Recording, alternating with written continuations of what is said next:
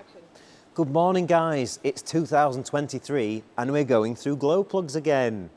Today I have a treat, well I had a treat waiting for me when I got in, and it was this cylinder head that's been sent over from a customer in America in this box. And it's come over, looks in quite good condition, and he sent me a letter which I'm going to read out to you in my very best American accent. Are you ready?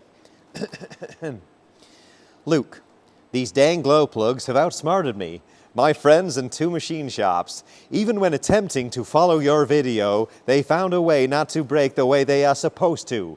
Fuck those things. If you get them out, Dave here has volunteered to do unnamed, unspeakable things as a reward. Picture for reference. This is Dave. Wonder if Dave's ever been to Sweden? I'm only joking. Anyway, he's taken it to a couple of machine shops and they've broken off, so he's going to need some help to get them out. No problem, he's brought it to the right place. I say this with utter confidence, and you and I, all of you and I both know this may or may not work. We're not going to go into that. So how am I going to try? Right, let's have a look at what causes the problem in the first place. So this is a glow plug, and when your engine is running, this bottom seat here is the thing that seals the cylinder versus the outside world. It's that little seat there. And if that seat doesn't contact properly in the base of the cylinder head, then you end up with carbon blowing past this seat and accumulating around this shaft, because the actual tube that this sits in is quite slack. So what happens is the carbon builds up around there and it squeezes that glow plug, and then you can't get it off and the head snaps. Example A. So you can see what's happened. They've attempted it, a couple of the heads have snapped off. Now, if we want to prevent this from happening in the first place, what I would recommend is, before you take this engine out of the vehicle, the donor vehicle, or when you first got it installed into your conversion, assuming that you're not stripping the engine down, blah, blah, blah, and you have to get the plugs out first, leave it till last. Get the engine as warm as you possibly can. Warm it right up, and then you'll be able to more easily remove these glow plugs, because it really, really helps. Now, that's first tip number one. Tip number two, use a small electric gun like this one. Anything like this will do. 3/8 drive, and you want a 6-sided socket onto the head of that. You don't want a 12-point socket that's going to damage it and try and round it off. Yeah? And generally, with the engine warm, you'll be able to gun those and they'll come out. 9 times out of 10. It's a really effective method. However, there is always an occasion where the engine is cold, the engine's already removed, and you don't have the luxury of that. And if that is the case, then this is what you're going to be presented with.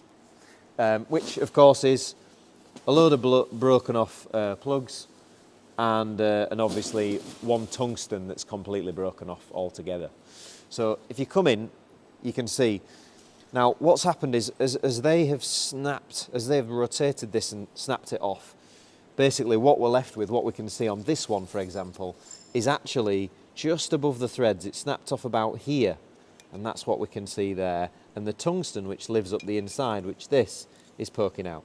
Now, I've mentioned tungsten a couple of times. The tungsten is very, very hard to drill. So by hand, you might as well forget it. It's not going to happen.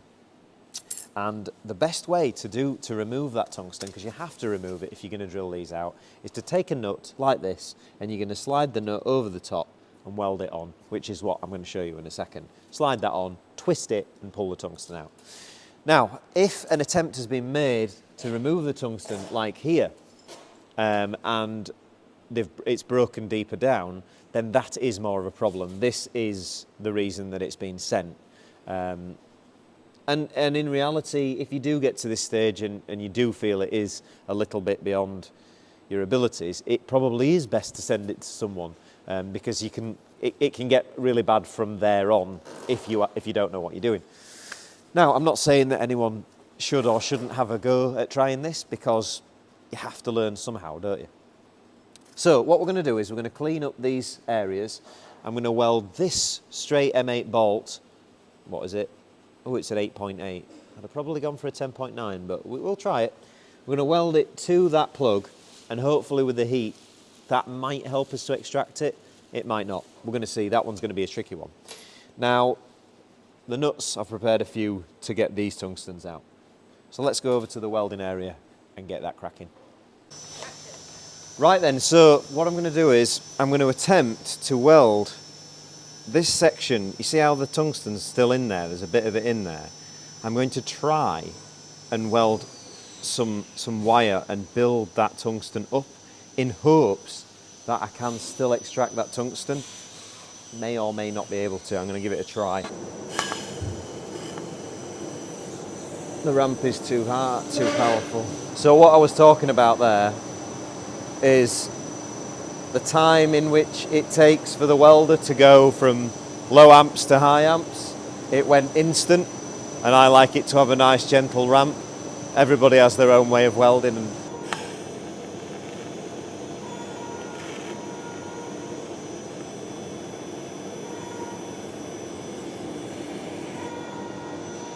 yeah, that tungsten is not going to. It's not going to be possible to weld it. So I'm going to go straight to plan B. I'm going to lay some weld around the edge of the glow plug.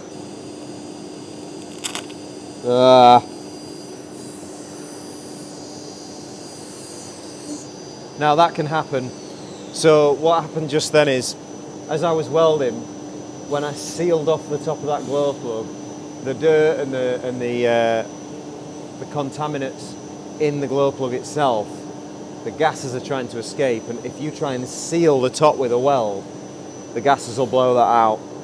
You have to sort of accept you're going to ruin the end of your tungsten. This tungsten, not that tungsten. You're going to ruin the end of your tungsten doing this.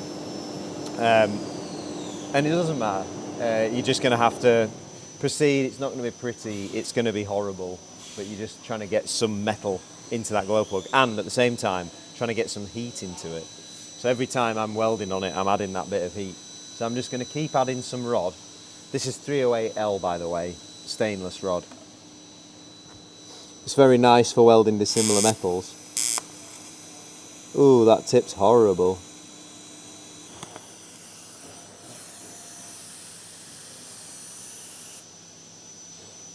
Right, now, when it comes to welding the bolt on, it's very important that the bolt is welded on at the right angle. As you can see, these aren't at 90 degrees. If you look at these ones, they're canted over to one side. And it's important that you also weld yours on canted over.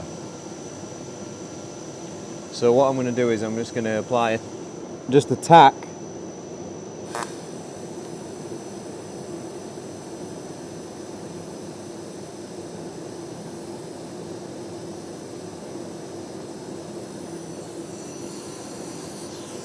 Don't you love it when someone's sharpened the tungsten but there's still a bell end on the end of it and you can't push it through? What even is that? Where's the...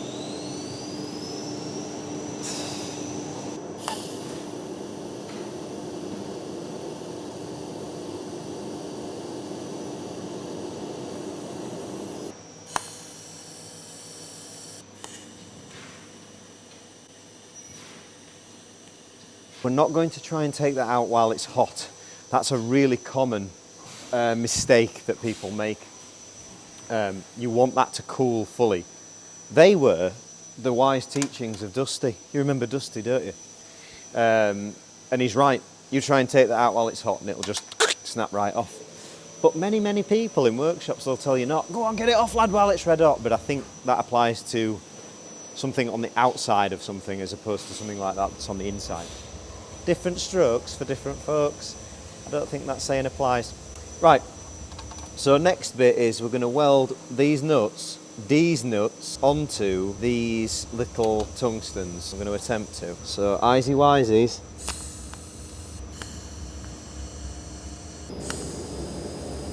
The third one. Okay. Right, are we ready? Definitely now. Go. First attempt? No. Not even budging. No, it's just twisting the bolt. This is why you need a 12.9 or a 10.9. Like, why am I doing this with the gloves on? Like Mike Tyson trying to take the... You got it? No. It's just twisting the bolt, you can see it. Ta-da, the bolt was crap. Right, a disclaimer, if you're welding, always do or do not wear welding safety protection. Never wear gloves. Always wear gloves, and never wear a helmet or eye protection. Always wear eye protection. So this is a 12.9 tensile. Now it's quite silly really, because I'm welding this to a piece of older, lesser bolt, but don't worry, that'll snap off anyway. What I could really do with is an expert to help me, a professional. I don't know if there's anybody that knows of an expert or a professional on Facebook and they would like to contact me. Okay, so we'll let that soak some heat in there, and while we're waiting, we'll try and take some of these other tungstens out. Ah, yeah, boy. There you go. So that's one tungsten out. That is what you want. So now I am able to drill down that with a drill bit, because you cannot drill that tungsten. Right, so let's see if we can get tungsten number 2 out. Come on. Yes, tungsten number 2. Oh, it fell on the floor. It's ruining my fire. Look at that. And that's even snapped like within the end of the tip. So that's tungsten number 2 out. Pressure's on now. Pressure's on.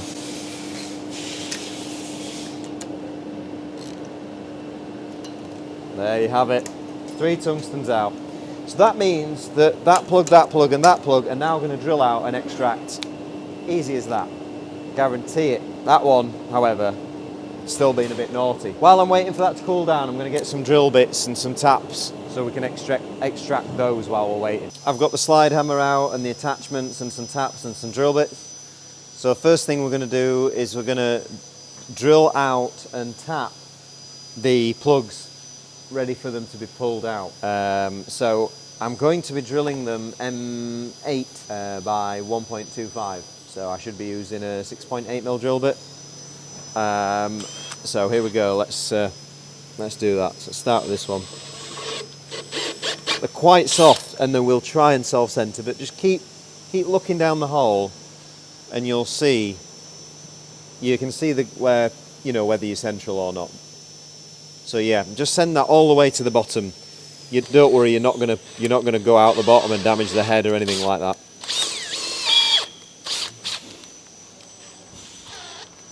Helps if your drill chuck's not worn out.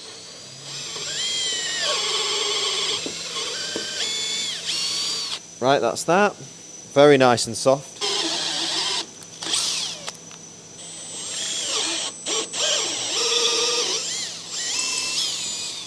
Right, easy as that. So then, what we're going to do is we're going to take an M8 tap. Now, you won't be this horrible, will you? No. And you're not going to do it with a drill, are you? No. You're going to do it by hand, take your time.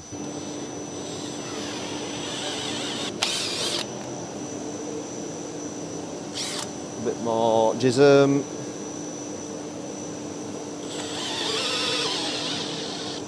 Right, so I'm going to have to now move on to the hand tapping device, just because I can't reach down deep enough. Tim.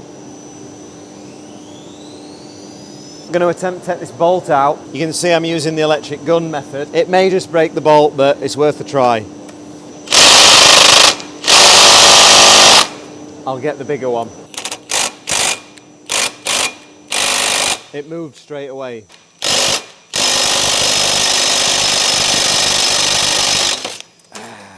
Okay, we'll try again.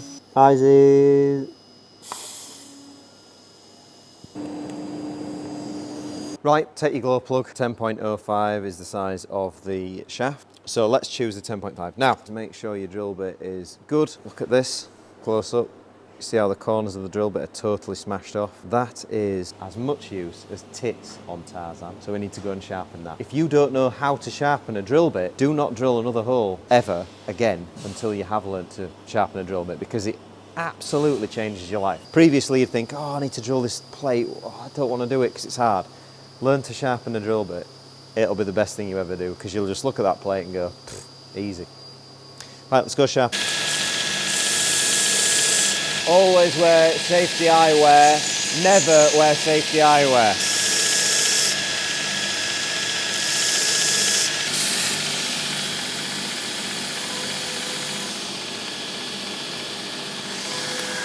Nice. We're going to drill this section away. It's really important that we don't go too far. So I'm going to assume that this hex has broken off somewhere here, somewhere in the middle between there and there. So we want to just drill away the depth of the thread. So really, we don't want to see our drill bit going in any further than that black mark on there. Right, now this is not going to be nice because it's bigger than the top of the, and it's a sharp drill bit. Squeamish viewers, look away.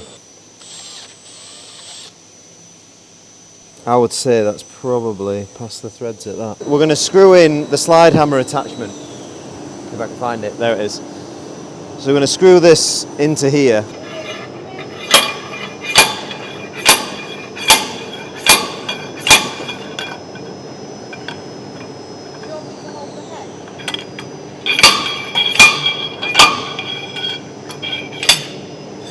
And there you go, one glow plug out, another take, it's cooled down. Come on, please let it come out. The whole thing shifted. No, it snapped it off again.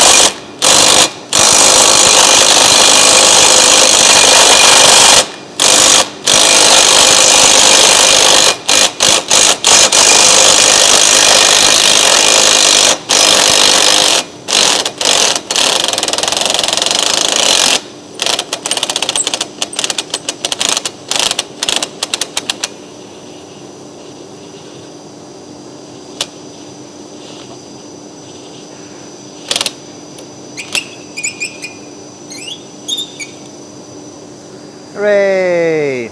I know what you're thinking. You're thinking great success. However, there's something you haven't seen. When I was slide hammering one of the others out, it actually snapped the top of the plug. So look at this. Is there a third? No. So basically, when I was pulling with the slide hammer, it sheared off the top. That's not it, is it? Oh no, of course that's not it. It's in there still. It sheared off the top of this one, and the problem is I've got absolutely nothing left to get hold of. It's completely, there's only maybe that little end bit left, which is rather frustrating. So the one that was really difficult, it's wound out. The other two are out. I now need to somehow get that one out. Like, if I can't get this to weld onto here now, this is toast. So you got to consider, what was I going to charge for this job? I don't know, 500 quid, something. You got to think about my time all morning. I'm not running any of this company while I'm doing it. I've got someone filming me, and this one might not come out. So what I'm going to do, approach the customer and say, sorry, I couldn't do it, but it's 500 quid bill anyway. That's not how loot work. I'm going to get that out, get that money, get paid, baby, get paid. Get welded. Get welded.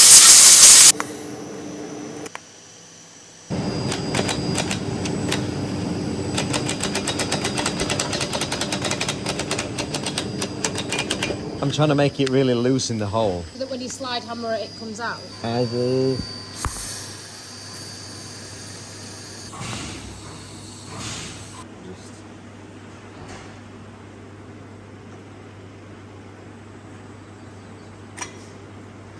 Have you done it? Have you done it? Yeah.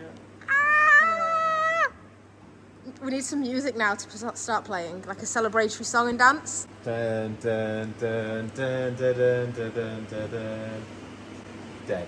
Oh my goodness, you did it. The worst happened and you overcame it. Pretty much final step now, and we're going to tap. So M12 by 1.25 is the thread. in the glow plugs. Check tap versus glow plug. Yes, it is right. Don't use a gun to tap with. Oh, do not. Give that a bit of a clean out. We'll see how the plugs fit in. The socket being clean when we go to put this back together. The hole is just under 7, so I've got a 6.8mm drill bit there, and you can see all the carbon that it's just pulling out. So I'm going to go in each one and just make sure the bottom of those are... See, that one was a bit crispy. You can feel it, like what you puncture through the carbon as you go down the bottom. You can tell if it's yeah, so that goes in really nice and easy. Take your 10.5mm drill bit, just go around in there. You're just scraping the bottom by hand, just to get any deposits of dirt or carbon. All these little steps, you could easily skip them. It's these steps that are actually going to stop that glow plug seizing up in the future. So I've blown in the pre-chambers, which obviously pushes the dirt out from the inside. So this is a special magical mixture of chemicals. It's engine oil, and we're literally going to drop them in. Up a slurry, anything like that. Being the good OM606 owner, you're going to take these out on a yearly basis, aren't you? Yes, you are, so that this doesn't happen. We're going to just wind them in. Now, they all should go in this easy if you've done your job right. You clean the threads up. If they're not going in that easy, you haven't done something right. You've got carbon buildup or a bad thread. And then you're going to have a look. You're going to look down them. You're going to look down them and you're going to see that they're all pretty much at an even height. So we know that they're not sat on top of any carbon and lifted up, because that's really important to stop this happening again in the future. And then we're going to tighten them up. Right, so I'm going to give you a torque setting of 25 Newton meters. So what I will be tempted to do is 25 Newton meters. You know, you get a feel, make sure none of them try and slip or feel like the threads are bad. Let the engine warm up and give them another go at 25 Newton meters. And you find that if they're all oiled up, that's clean. Next year when you take them out, the shafts should be fairly clean. Let's talk about cost then. If you want to do this yourself, that is the goal for me, because I am trying to run a business.